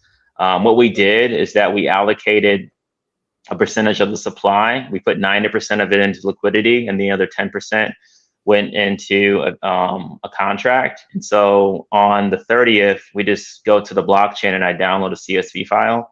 And then that's the snapshot. And then after that, I basically put the wallet addresses into an airdrop utility and just send you guys tokens. And so you'll just see tokens appear in your wallet on the 10th of August. So, and after that, essentially the older version is just done essentially after that. Gotcha. Okay. Now, so in the NFTs, you have to buy those with the token or with the separate? Right. You can't. The NFTs, the grassy NFTs, are 200,000 grass each. So if you wanted to buy one, you need grass to do so. So currently, people have bought like 540 of them so far. So about the grass that I'm going to get airdropped, is it 1-for-1 or is it different? 10, it's 10 to 1, so that you get airdropped. So right now, since the market cap is about 150K on the base side, and the market cap on the BNB side is about 15K, technically the value is about 1-to-1 because 10 to 1. But you'll get those tokens just sent directly to you. So, but you need 200,000 of the base side to mint one NFT. So whatever the price is times 200,000 is the current dollar value of one NFT. Gotcha. Okay. Pretty cool, man. I have to go double check to see how much grass I have from the BSC side. And I bought it, and then I was like, wait a minute. I got, Yeah, I heard a couple people jumped into it while we're like going back and forth on like notifications and letting people know, like, hey guys, wait, we got some stuff to figure out here. But it's all set up now, good. Being solely on base, I think it's a good home for it because of the NFTs being on Rarible, Magic Eden, and OpenSea. It's popular for the community because of the the immediate revenue share, which is going to be monthly, just automatically dropped. And then the NFTs, they have a nostalgic feel to them. They just look cool, with the eyeballs and different characters to them. Even the ones that are, more common, the green ones, they just look cool. well, sweet. I didn't mention something that's some kind of alpha. So the treasury fills up actually, and initially ETH, but the treasury, similar to what Layla is doing, where she picks a particular cryptocurrency and then she takes the treasury funds and buys the crypto and then sends it out to the holders of her NFTs. We kind of took that from her playbook. We're going to do something similar with Grass, the treasury. So we're going to pick a cryptocurrency and fill the treasury with it. And then that cryptocurrency will then be sent out to the NFT holders. And likely the first cryptocurrency that's going to be purchased in the treasury is Earn on Base. Nice. Cool. So how big is the treasury right now? Currently about $7,000, something like that. Nice. Which is not bad for 5 days. Yeah. Yeah, no. Now on the TON network, there's an imposter. There's an Earn that was launched yesterday, it looks like, or today. There's another Earn in town, it looks like, on TON. I wonder what they're up to. I haven't looked at TON yet. I've been meaning to look at TON. I've not even gone into the blockchain, to be honest, yet, the TON network. I haven't looked at it either, but I've been hearing some big things about it. It's a top 10 now. And yeah, people have been talking about it. Yeah. Did you guys check out that? Is it called like Hamster Boss or Hamster CEO? You know what I'm talking about? Yeah, I've seen it floating around. Yeah. It blew my mind to see it. I forgot how many users, like 168 million or something crazy. I was like, what? People are, and it's crazy. I don't know if you guys remember, but I've been talking about tap games. Makes me so mad because I knew that would be a meta. You ever play like Cookie Clicker back in the day? Like I knew something with crypto, like a mining game. That's how you mine the tokens, and that's what we got. It looks like so someone packaged it well. I found that I can't go to a different screen on my phone. It closes out the app. Yeah, it's all right. No. Cool bean. All right, gentlemen, I'm gonna head on out for the evening. What did you? All right, Zach. Thanks for joining us, man. No problem, brother. All right, I'll talk to you guys soon. See you guys later. Later, Zach. Check out DeFi Daily News. That's right. All right. Peace. Maybe. Later. All right. So, question for you, man. What did you start your grass supply at? Like your the liquid, total liquid value, or not liquid? What am I talking about? Liquidity. So what we did is that we looked into, it's actually not much different than actually custom coding a contract and versus using a token builder. So what we did, we decided to go with the Gen Pad, which actually basically has a standard contract that allows you to just pick one token to have come back. And then you kind of just set your own structure parameters like tax and where it goes and stuff like that manually, but it's fine. So we launched it with 1 ETH of base liquidity, just self-funded it. And that started at roughly around a 5K, 6K market cap. We put the contract out publicly. It's just how I like to do things, so people don't think we had an advantage over it. And then it took off running. We put a higher tax on it because it makes sense to do when everyone has access to it at the same time, just for accumulating stuff for like paying for CMC, CoinGecko, DEX tools, DexTrainer, all that crap. So you got to do stuff like that, or you're just massively out of pocket at the end of the day. But 1 ETH, 5K, Uniswap. Uniswap is the place to go in general for Base. Aerodrome's pretty big these days, but Base is pretty much still out there where people go to trade Base chain tokens. If you do taxes, you can't do a V3 pool. So we did it actually on a V2 pool, but maybe in the future we'll lower the taxes, possibly down to 0. and look into the option to do a V3 full integration. But right now, we're probably going to keep them at 320 and then eventually down to 3.3 and then maybe later down to 0.0 based on how we structure things.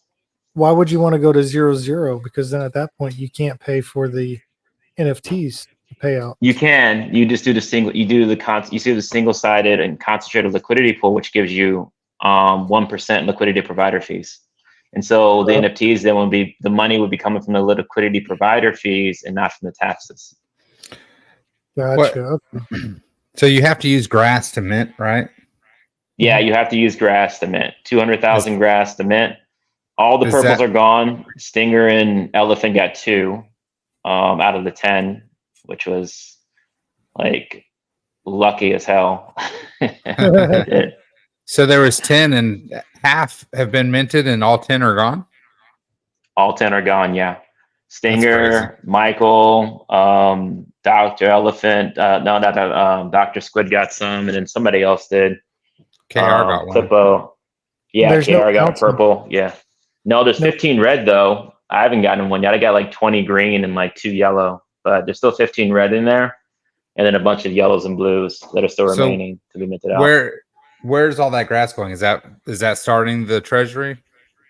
No, so the grass is accumulating in a wallet that's being broken up into 4.5% each, just because we want to keep underneath 5% because of the scanners.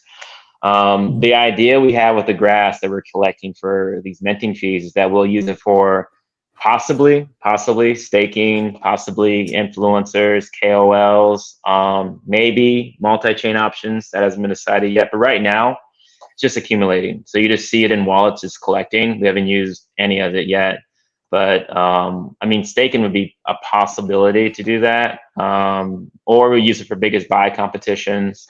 Maybe a lottery draw for NFT holders, but right now we don't have any purpose for it, so we just collect it to keep it later. At the end of the day, we're going to collect 200 million tokens once they're all minted out, because that's 200,000 times 1,000 essentially, which is 20% of the supply.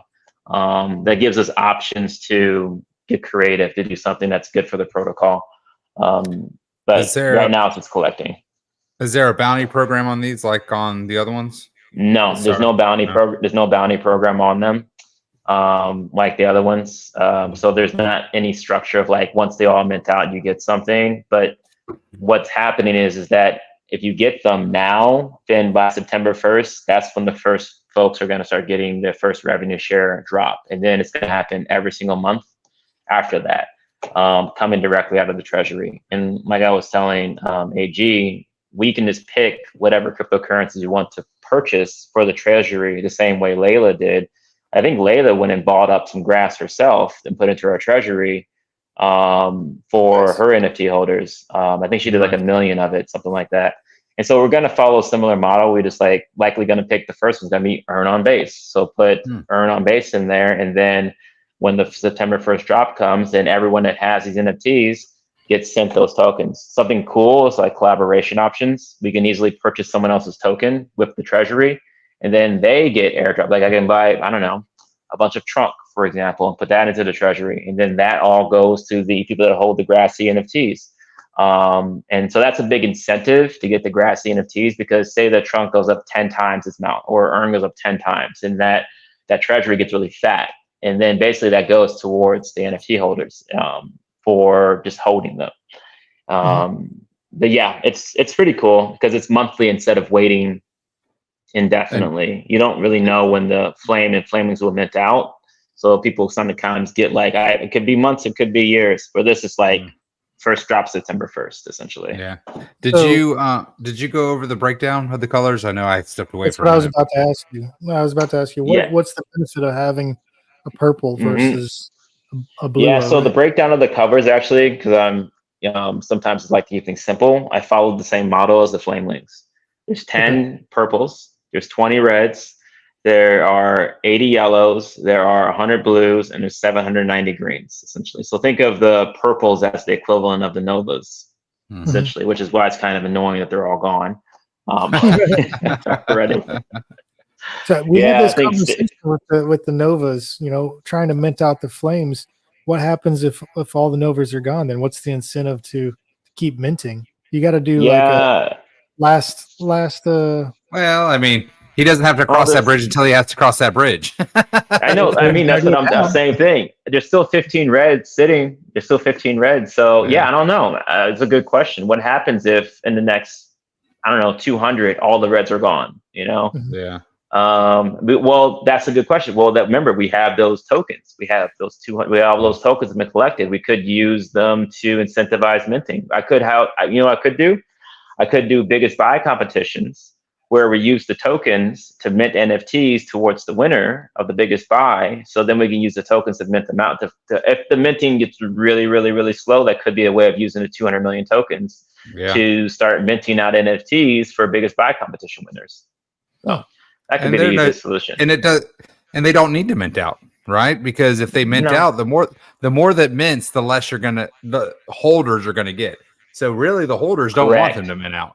So correct. It's correct because the revenue share is distributed proportionally to how many people have NFTs. So if there was so imagine this: if there was $5,000, and each trait selection gets 1,000 each, because that's 5,000 divided by 5 is 1,000 each. Say there's only one purple NFT, right? And say at that time period, we were going to send out $1,000 to each different trait color. That means a person that holds one purple, because there's not 10 of them that are minted out, that means that one person gets $1,000. Yeah. But if there were 10, they would get $100 a piece. But if there are only 9, then it gets split between the 9 or the 5. But now it's all 10 are minted out. So it's always split between what's out there. So the incentive is that more people are going to mint to get more of the pie, essentially, if they want to.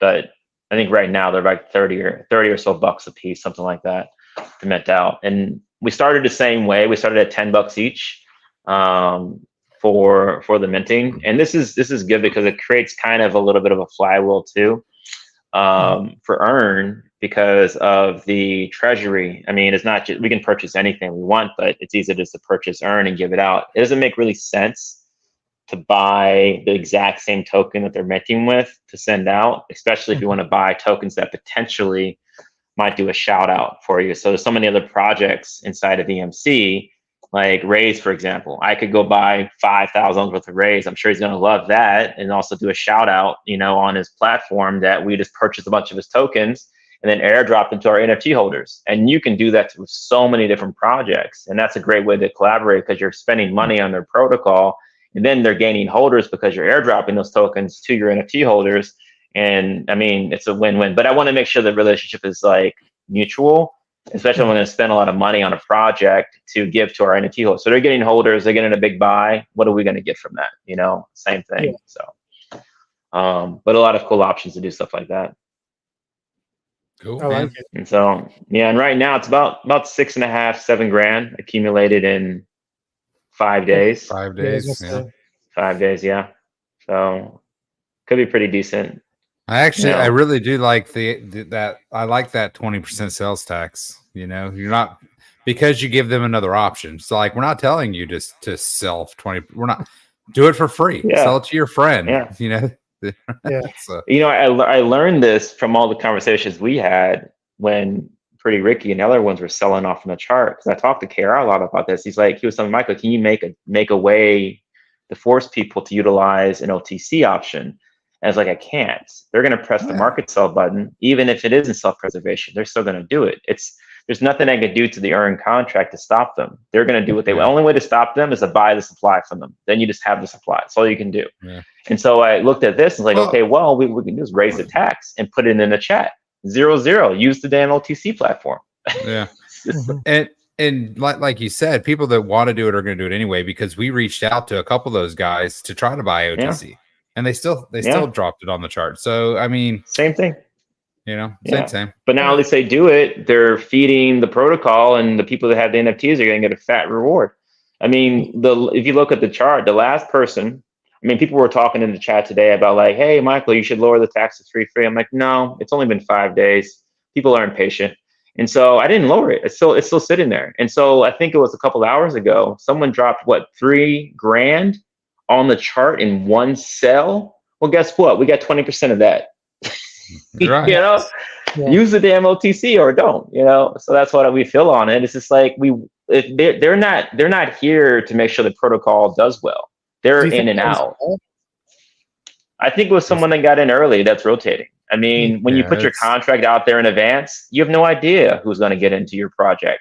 And sometimes a decent amount of people are going to get in just to rotate to something else. And because you know that's a possibility or highly likely, you have to put measures in place that mitigate that from happening and still also keep the protocol going, because they don't care if the thing dies in a week. They're moving on to the next thing. And so this is a way of actually helping and rewarding those. And so the people that I've talked to that the NFTs, they love this, because all it does, I talked to Kara about this, luckily you meant it a lot of NFTs, is that basically the ones actually that have all the NFTs are now going to get all that revenue share. So every time someone sells in the chart, the NFT holders are like, thank you. It's just because it's basically this paying, it's going to pay out to them essentially. But yeah, I would prefer if they wanted to use the OTC, but people don't listen. You know, they're not going to do, even if it's going to save them 20% on the sell, they still won't do it. You know, Yeah. just how it goes. But So it's fine. Did you jump on earlier in the show, or did you come in late? I popped in when you guys were talking about Solend and everything that's going on over there. We actually configured Earn on Solend, but the Oracle that's pulling the price data, I have a little bug in it, so I had to pause it for a minute. We had to do some updates to the metadata on Earn through our bridging service, so we're probably going to spin that up soon. But Well, let me show you what we got going on. We just launched a news website. So that's really cool. Yeah, so we're calling it DeFi Daily News, and it is a I can't say the word. What's it called? An algorithm? What do you say? I don't know. I don't know. Aggregator. Aggregator. Oh, yeah, it's a news aggregator. So it takes news articles from other news outlets, and then I use AI to rewrite it so it's not copyright at that point. And then you can go through and read through it. I was going to say there's Altcoin Daily right there, because that sounded familiar. I know Altcoin Daily has a similar. Here's a show. Yeah, he has a show. So I put on a bunch of different places, news articles and stuff. Like here's this one. You can go click on it. So read the articles. if Grass wants to use some of that marketing budget to place an ad. That's what I'm saying right here. We got ad space. We got ad space right here. I mean, yeah. I mean, that's the cool thing about Grass too, because the way it's structured. I mean, there really isn't any particular marketing structure with Earn. We just, it's because it's like our pet project and we want to succeed. So we spend a lot of money out of pocket, and we've tried things with like donation wallets and stuff like that. You guys know about that. Mm-hmm. But with Grass, on the other hand, there is a marketing wallet directly baked in, because the way it's structured is that 3%, not 3%, it's broken up into a thirds. So 1/3 is treasury, 1/3 is marketing and development, and 1/3 is the team. Now, the guy I was talking to KR today, it's like, well, he's wondering about the numbers of where we're at. And I was like, well, when you launch something, you're not positive. You're quite negative, but we don't care. I mean, we're going to, that was a deciding factor. If we needed to make money off launching a project, Earn wouldn't even exist right now. That's right. That's right. Yeah. So, but eventually, yeah, I mean, things take off. I mean, if it's worth it, like, for example, we're going to probably spend the $6,000 or $8,000 out of pocket to get on CoinMarketCap and CoinGecko for Grass. Just going to do it, even though there isn't a budget, there isn't money there for it right now, because long term, it makes sense to do it, especially now that the market is turning a little bit. I could be wrong, but I think it is. And so we just do stuff like that. So basically we have money to like spend on things if it benefits the protocol. I mean, a lot of stuff is marketing is like a test. You don't know exactly what it's going to do, but yeah, definitely be down to like some banners and stuff on there, and then share that stuff like in the community too. I mean, it's growing pretty big. Surprisingly, there isn't anything like Touch Grass out there on Base. And so I don't know, it'd be kick ass if Base Chain would repost it or something like that, or like it, but we'll see how that plays out. the whole idea of DeFi Daily is to kind of bring in people that aren't into crypto. So Yeah. I don't know if you saw, but I've got stock markets feeder or tickers for people that are coming Yeah, I see that. from the stock market. And of course, we got the crypto down below. But not only do we have the regular cryptocurrencies categories that you can go read news articles, but we also have business finance, personal finance, market, stock market, crypto market. And then we have regular news because I personally, when I go to these crypto news sites, that's all it is crypto. And I'm kind of like, oh, what's going on in sports or, entertainment or politics or something. I want an Yeah. all-in-one news site. And so that's kind of what I created here. So you can go to like the sports section, see what's going on. It's a lot of soccer at the moment. We can go to the politics. Speaking of politics, you guys been following everything, I assume. Yes. It's craziness. I saw your photo about like how he just turned his head just a little bit.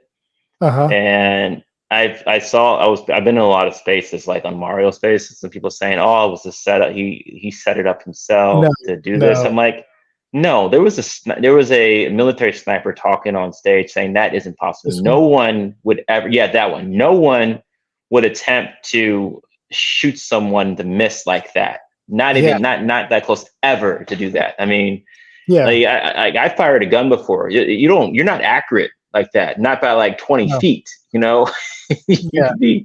doesn't make any sense at all. And also too that dad. I forget the detail, but he got hit and he died. There actually. So people were saying that it was like made up and fake, and it's insane. The people that are saying that are they don't want Donald Trump to win. Let's just say that. CNN was stating that he just fell down. Did you guys see that? I'm like, really? I posted that.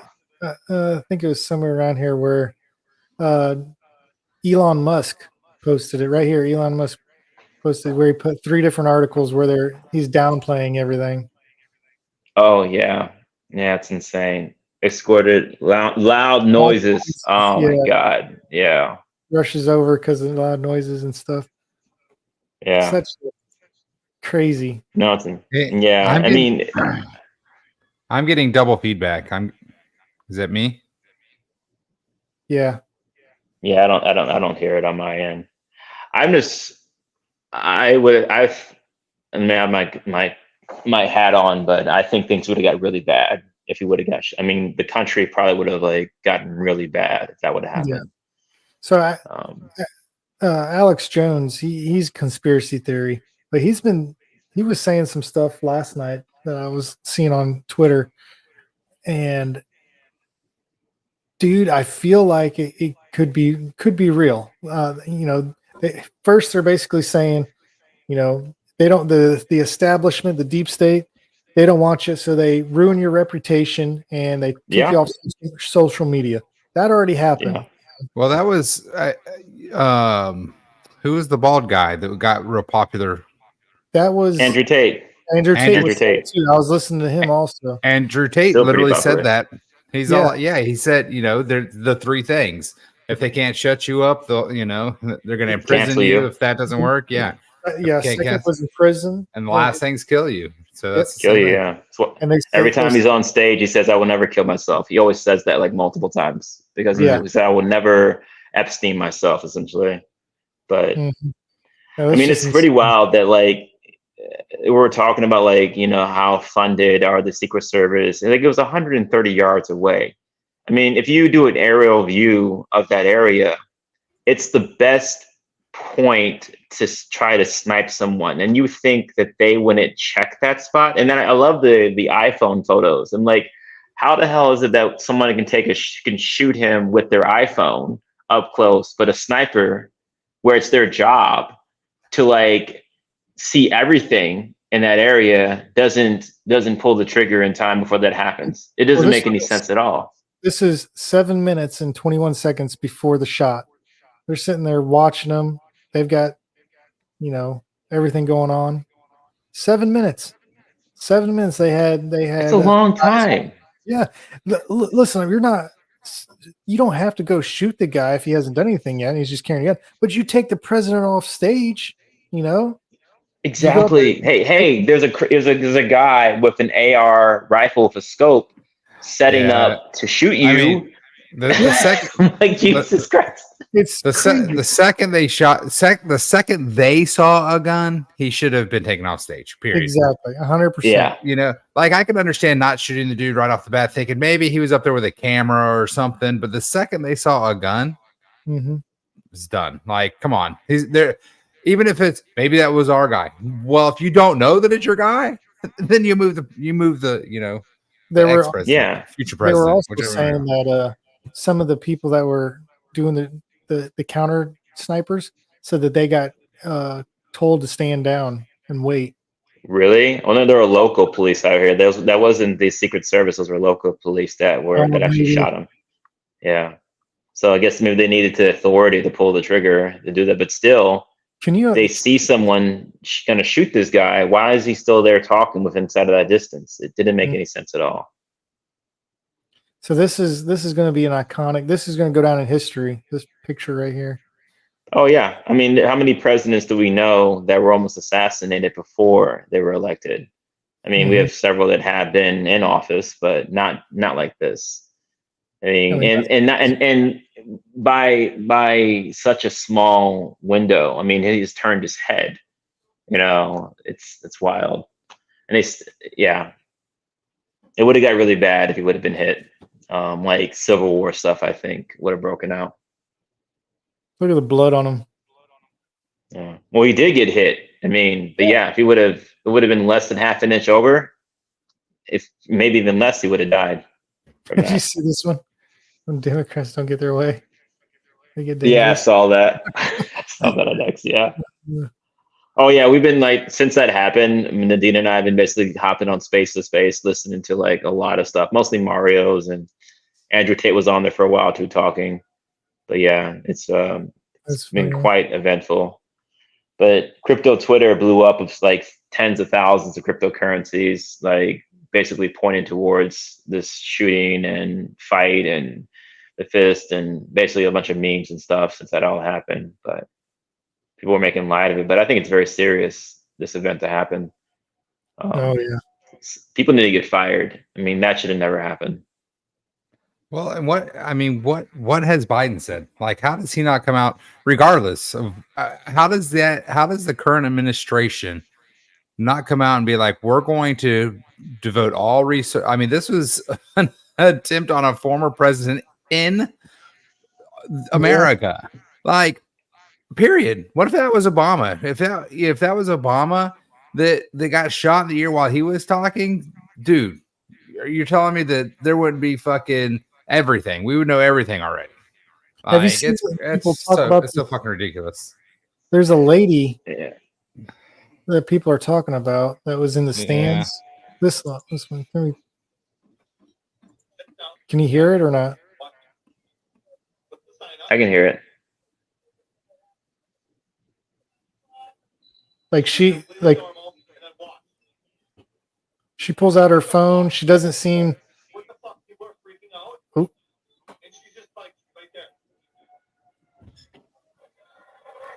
She's not even freaking the fuck out. What the fuck? No. She's sensitized to it. Yeah. I mean, so I heard that maybe they were subsonic rounds. I don't know exactly, but I mean, the distance of the shot outside, you wouldn't hear very much. We have been shooting inside versus shooting outside from that distance. You're not going to hear that loud. It might sound like a firework, but people were screaming and stuff. I mean, even Trump, you can see Trump didn't realize that he was hit until he heard it. No, right? Which would have been afterwards because the bullet was faster than sound. The bullet was faster before he knew it. Yeah. So he got hit and then he heard and then he realized what happened. That's when you could see him reacting. So yeah, that's the same thing, Mm-hmm. So yeah, I don't know if we showed anyone the market, but we got crypto market under the market tab. You go here and it brings you up to charting, powered by TradingView. I like TradingView. I do too, but it gives you a nice little rundown of what's going on. You can Like put what's the default? the default is Bitcoin, Bitcoin? but you can change it to whatever you want. And then it also gives us a heat map. And then right here Market's is better now. Everyone was freaking out like yesterday, thinking everything was over. I'm like, guys, chill. Jeez. mm-hmm. It was all like everyone like it's over. It was a nice bull run. I'm like, you guys are ridiculous. That's just there's got to be that washout. I mean, Like, oh man, Yeah, like the this is like the default same crap every single cycle. Everyone loses it. And the second there's a pullback, and I think, oh well, the bull run's over, and this is not like all the other ones. I'm like, you guys are overinvested. You know, you're worried. Like DCA, don't overinvest and just take it as an opportunity to buy. I mean, anyone that knows exactly when the bull run's going to happen, it doesn't make any sense because you know they would be a billionaire 100 times over if they knew they had a 5-minute warning, if they had a 1-minute warning. It's ridiculous. Mm-hmm. Did you hear about Richard Simmons? No, He died. Really? Yep. So did Brenda from 90210. Oh, I didn't know about that. Yeah, she died 76? yesterday. That's not that old, actually. Oh. Hey, No, I did you didn't hear guys? about that actually? Yeah. Did you see this new promotion for Pugs Malone No. for the Raise token? Are For you the- talking about the bet, the bet thing? Two pugs, 1 cup. Yeah. So I saw that he posted that in EMC that somebody actually made a bet that if he doesn't get over $1 million, if he gets over $1 million market cap, then he would like eat crap and spend X amount of money. And they're right now about 100K, and so he's been posting it around that helped me win this bet. Yeah. And I'm like, Yeah, okay, I know and it's a 10x. Yeah, let me see. I'm going to send it to you, Alan, so you can post it. Or so you can pull it up. Let's see, where's it at?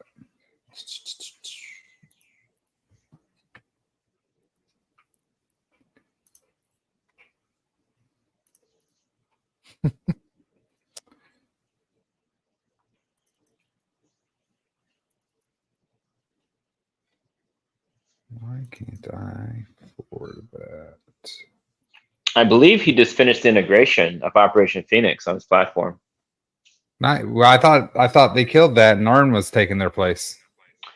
He's been moving around a lot. I did check with him recently, and I think he said he just did just some back and forth, and then they went ahead and did Phoenix, and then I started doing like earn on base. I might even see if you can do grass on base too at the same time. Not so do both of them, but right now it's just going to do the earn on base one. I want grass to get a little more traction before stuff like that happens. You know, you throw all this stuff at people for new things, and then people spend too much money on it, and then it goes crazy. All right, That's true. AG, I dropped it in the R2R weekly guest chat.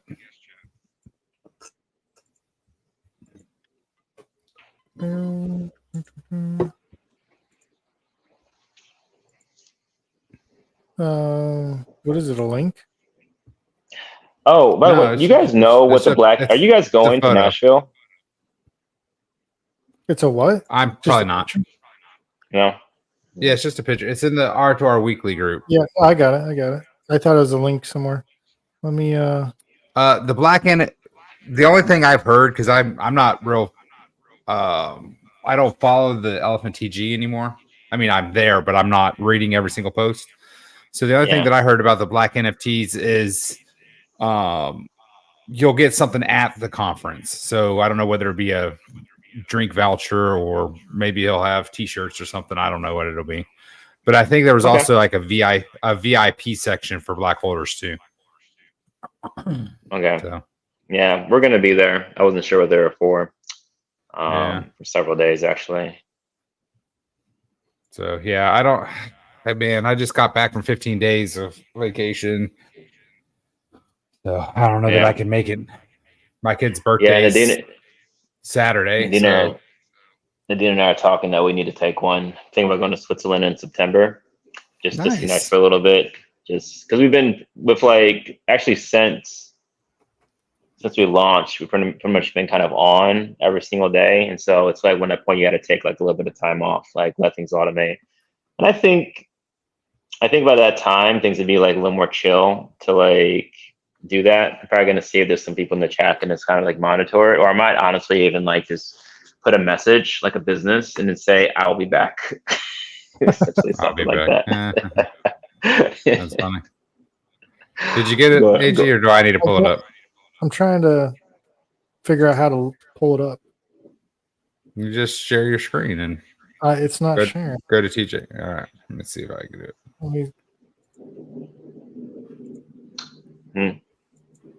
The tornado sirens are going off. Oh, really? Yeah. Did you know Wookie is on his way to Chicago? To come hang out with you? No, he's relocating to the burbs. Not very far away. Yeah. All right, I think I got it now. Oops. Wrong. But yeah, we probably will hang out. Maybe this week actually. But yeah, he's relocating there. So I reached out to Pretty Ricky. Yeah, I know that photo. Oh, you reached out to Pretty Ricky? Yeah, to try to buy his red flames, but I haven't heard back from him. He hasn't even read my message, so it's not like he read it and ignored me. Yeah, so I got some messages a little bit afterwards in regards to that. Supposedly he just kind of just disappeared, and everyone that was actually, I guess, helping with that was like, yeah, he ghosted us and sorry, and it's like, we're cool. No biggie. What? No, I missed it. I totally missed it. You said Pretty Ricky ghosted the burn community? Yeah, everyone. Yeah. The last thing I checked on is that the dev wallet was selling on the chart, which shows up as a big red thing on Dex Tools, which does not look good at all, in my opinion. No, well, not opinion, doesn't look good at all in anyone. So, and then, yeah, nothing ever really came out. No arbitrage bot, no NFTs. I mean, I get it. Creating an NFT collection takes some time, but if you say you're going to do it, you do it. Yeah, we've done several, but you got to do what you say in general. But I heard he was sick for a little bit. I hope he's alive because according to everyone else, he said he just disappeared essentially. That'd be crazy. Yeah, hey, and there was this. I really do like the idea of creating the claim bot so that you have to claim. Yeah, you have to. We briefly talked about it where you have to claim your bounty instead of it just being airdropped. Oh yeah. Medina's looking into that. It's similar to Coin Tool where you can do that. We're not sure which one we want to do, but it's maybe one of those. Yeah. So the only issue is would there be a check mark or something? There has to be some kind of way to track that 187 got its bounty. Because if I got my bounty and then turn around and try to sell it to somebody, saying, yeah, it's got its bounty on there. See, that's the thing, right? You could technically do that. Plus, you have to put the tokens into a contract. So, nothing's 100%. And when I was talking to her about this, maybe you don't put that many tokens in there. So if it does get compromised, it's not the end of the world, but it's still tokens are sitting somewhere that people are going to go after. And that shit happens all the time. People attack contracts for this because there's money there. It's like a bank. You want to go rob it. But it's something that you guys could monitor and put, 10 million in at a time. And then, and just let it known. Be like, hey, if you don't redeem, let me know because maybe I got to refill the bot or something. Yeah. But my biggest concern would be how would they get labeled as being redeemed? You could always do something like it burns, like let's say 187, and you get 187A and the bounty. Maybe. I think it'd be a good idea to do. I just technically I wasn't sure. I'm over paranoid about things getting compromised because I've lost money, a lot of money through different platforms that got compromised. So that's almost about the simple manual way of doing so many things because then it's me pressing a button. and making a mistake versus a contract making a mistake and figuring out where that went wrong. You know, that's why I'm like, that's why you were leaning more towards like, let's do it manually. Let's just airdrop the manually, because then I know if I messed up, it's me that messed up. You know. Yeah. Essentially. I mean, I guess what's the big concern is you airdrop them and they get sold on the chart, right? I mean, that's actually, yeah. I mean, but if people know, we know airdrop's coming, we know it's going to be a dip, I would save money. I mean, like AG had on Bailey last week, and they knew that the TGC token was unlocking, so I didn't buy. I waited, and it sure as hell it dropped 20% today, and it's already recovered. So what's the price right now on it?